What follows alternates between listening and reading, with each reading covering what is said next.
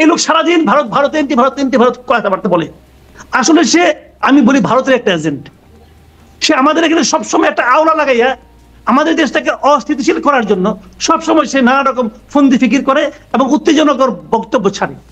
আচ্ছা, এখানে আমার আরেকটা প্রশ্ন, ভারতের এজেন্ট যদি হয় মাসুদ কামাল, মানে তাহলে গণ অভ্যুত্থানে তো তারও গুরুত্বপূর্ণ অবদান, আপনিও স্বীকার করেছেন যে তাদের গণ জি, এটা নিয়ে আমরা আগেও কথা বলেছি, গুরুত্বপূর্ণ অবদান। মানে তাহলে যদি ভারতের এজেন্ট হবেন তাহলে গণ অভ্যুত্থান কেন? ভারতের স্বার্থ তো আওয়ামী লীগ সরকার থাকলে সেটি আরো বেশি টিকবে, এটা আপনাদেরও বিশ্লেষণ।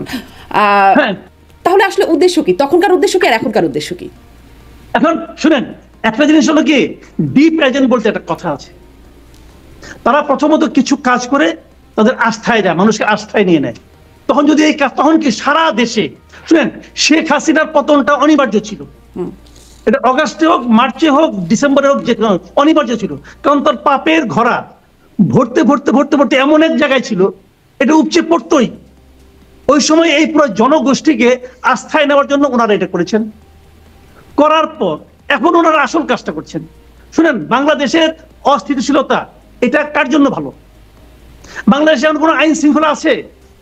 ঘোষণা দেয় অমুক বাড়ি কালকে বুলডোজার নিয়ে ঘুরিয়ে দেওয়া হবে, এটা কি আইনের মধ্যে পড়ে? ল এন্ড অর্ডারের কোন সংজ্ঞা এটা ফেলানো যাবে না। সিটি কর্পোরেশন বুলডোজার সাপ্লাই করে, ভেঙে দেওয়া হয়, পরের দিন আবার চিফ অ্যাডভাইজার বলে এটা সহ্য করা হবে না। বলে না কি এটা চিফ অ্যাডভাইজার সহ্য করা হবে না? তো সহ্য করার পর সহ্য করলেন কেন? আপনি তো সহ্য করলেন, আপনি রেসপন্স আগের দিন দিলেন না কেন? যখন তারা ঘোষণা দিল, ওই মুহূর্তে যে ঘোষণা দিল তাকে আপনি ধরলেন না কেন? ওই মুহূর্তে ঘোষণা তো পিনাকি ভট্টাচার্য দিয়েছে। পিনাকি ভট্টাচার্যের সঙ্গে এই সরকারের গুরুত্বপূর্ণ ব্যক্তিদের টেলিফোন আলাপ হয় না? পিনাকি যেভাবে জন্য দেশ, আমি তো মাঝে মাঝে সন্দেহ করি দেশ কে চালাচ্ছে?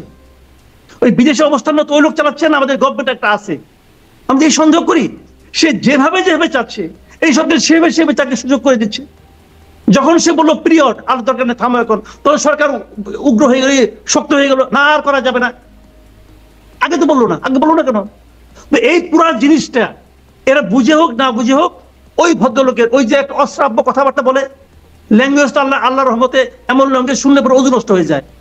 সে ওইভাবে বলার মাধ্যমে কিছু কিছু মানুষ তাদেরকে উত্তেজিত করে, অনেক হুজুরা তাদের পীর মনে করে, এবং এই ঘটনা ঘটছে। এবং সেটা পুরো জিনিসটা আলটিমেটলি কার অ্যাকাউন্টে যাচ্ছে?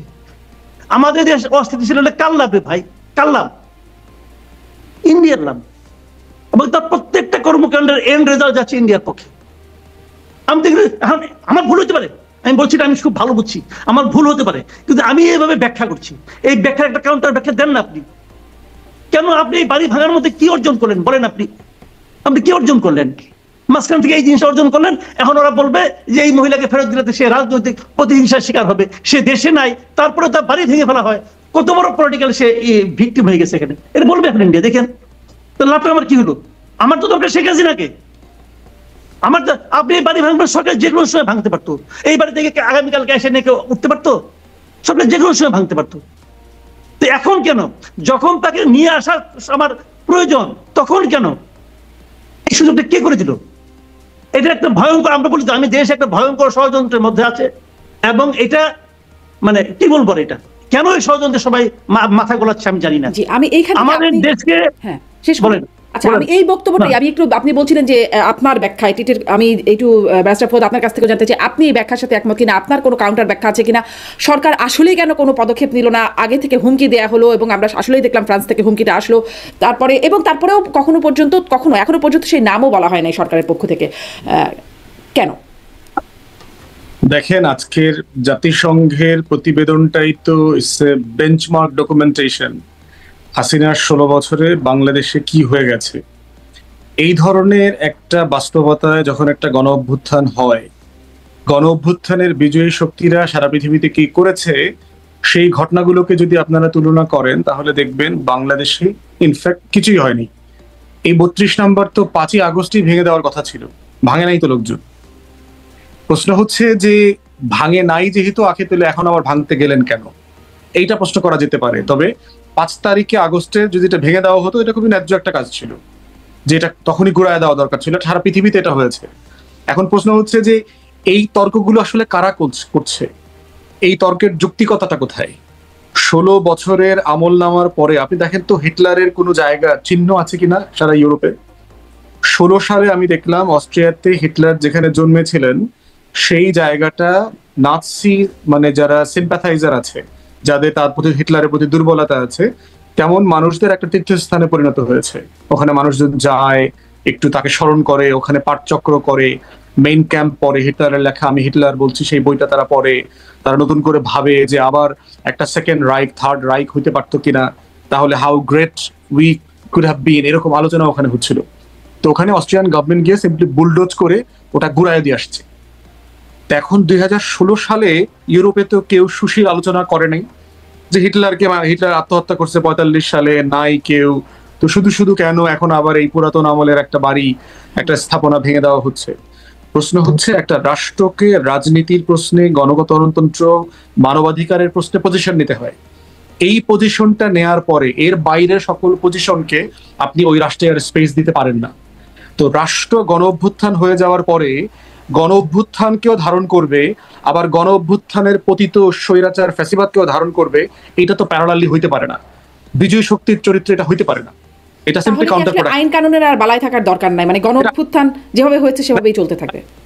এটা আলোচনাটা আইন কানুনের বিষয় না। যেমন গণ অভ্যুত্থান যেমন আইন মেনে হয় না, গণ অভ্যুত্থান যেমন সব আইন মেনে হয় না, তেমনি এখনো আসলে আইনের মধ্যে আমরা আসবো না। সেই গণ অভ্যুত্থান যেভাবে হয়েছে সেভাবে করেই চলতে থাকবে না, সেটা তো সেভাবে চলছে না। তো প্রশ্ন হচ্ছে যে 32 নম্বর গুড়িয়ে দেওয়া হলো, এটা কি আইনের লঙ্ঘন না? হুমকি দিয়ে, হুঁশিয়ারি দিয়ে 32 নম্বর পর একে একে গুড়িয়ে দেওয়া হতে থাকলো।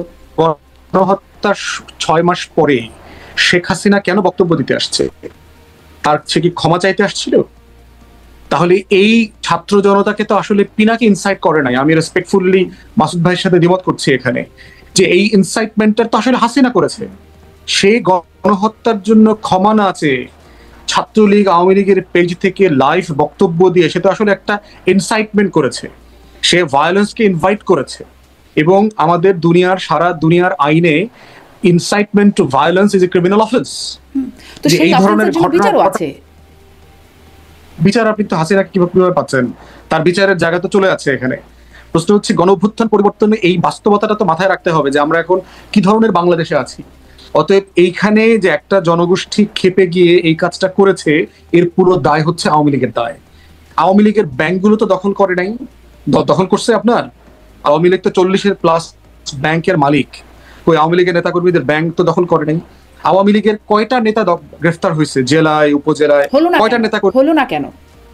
না, এটাই দেশের মানুষের নেচারটা এরকম। তারা বোধ করেছে গণঅভ্যুত্থান হয়ে গেছে, হাসিনা চলে গেছে, তারা যার যার কাজে ফিরে গেছে। তাহলে গত 6 মাসে এই মব তো এটা করে নাই।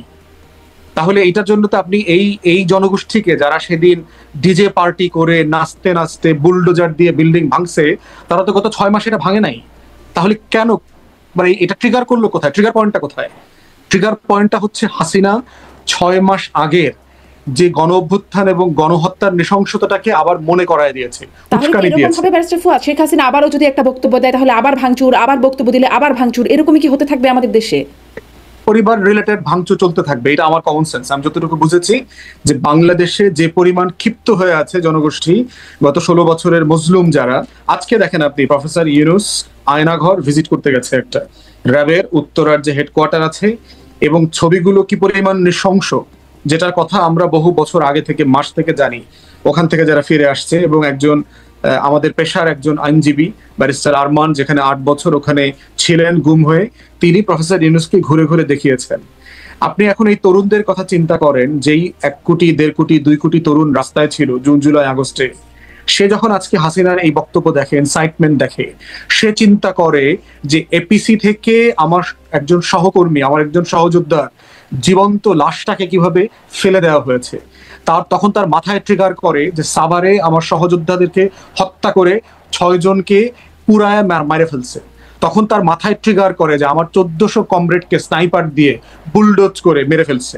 স্বাধীনতা যুদ্ধ 71 সালে 500 থানা এই দেশের মুক্তিযোদ্ধারা পড়ায় দেয় নাই। এই বাস্তবতাগুলো তখন ট্রিগার করে যে আমি আসলে যুদ্ধ থেকে বাড়ি ফিরে গিয়েছিলাম, আমি ভুলে যেতে চাচ্ছিলাম জুন জুলাই আগস্টে কি হয়েছিল। হাসিনা এবং তার লেসপেন্সাররা এই ট্রমাটাকে আবার ট্রিগার করেছে। অতএব 32 নম্বরে যা হয়েছে এর absolute legal, judicial, criminal responsibility হচ্ছে হাসিনার এবং আওয়ামী লীগের। এবং তারা কিছুদিন পর পরে যে এই যে ইনসাইটমেন্ট গুলো করছে, এরপরে দেখবেন ইতিমধ্যে কিন্তু সোশ্যাল মিডিয়াতেই আওয়াজ তুলছে যে আমরা বঙ্গবন্ধু এভিনিউতে আওয়ামী লীগের অফিসটা ঘুরাই দিব, আমরা টুঙ্গি পাড়ায় শেখ মুজিবের মাজারটা ঘুরাই দিব, সেই নির্দেশনাও আসছে। এই অলরেডি কিন্তু আলোচনাগুলো আসছে। এবং আপনাকে মাথায় রাখতে হবে, আমি আপনি কিন্তু একটা স্বাভাবিক পরিবেশে এখন নাই। আপনি হয়তো আছেন, কিন্তু আমরা যারা রাস্তাঘাটে ছিলাম আমরা কিন্তু নিজেরা বুঝি যে আমরা কিন্তু একটা স্বাভাবিক চরিত্র ধারণ করি না। এই বাস্তবতার পুরো ট্রমার যে ন্যাশনাল ট্রমা, এই ন্যাশনাল ট্রমা হচ্ছে 16 বছরের ফ্যাসিবাদের আচরণ। অতএব সেই জায়গাতে আমাদেরকে খুব মানে সুশীলতা দেখানোটা, আপনি দেখেন এই যে বাংলা একাডেমিতে কি হয়েছে, বাংলা একাডেমিতে এই যে একটা প্রকাশককে পরে যে গ্রেফতার করা হইলো, এই পুরো ইনসাইটমেন্টটা দেখেন। আপনি যেখানে ইসলামিক বইগুলোর একটা দোকান দিছে, ওইখানে গিয়ে একটা দোকান দিছেন, দোকান দিয়ে ওইখানে আপনি পাবলিকলি তসলিমা নাসরিনের বই বিক্রি করতেছেন, প্রতিদিন জয় বাংলা স্লোগান দিতেছেন, অনলাইনে আপনি তসলিমা নাসরিনের বই করতেছেন। প্রশ্ন হচ্ছে আপনি এটা কি ভদ্রচিত পাবলিকেশন, প্রচার প্রপাগান্ডা?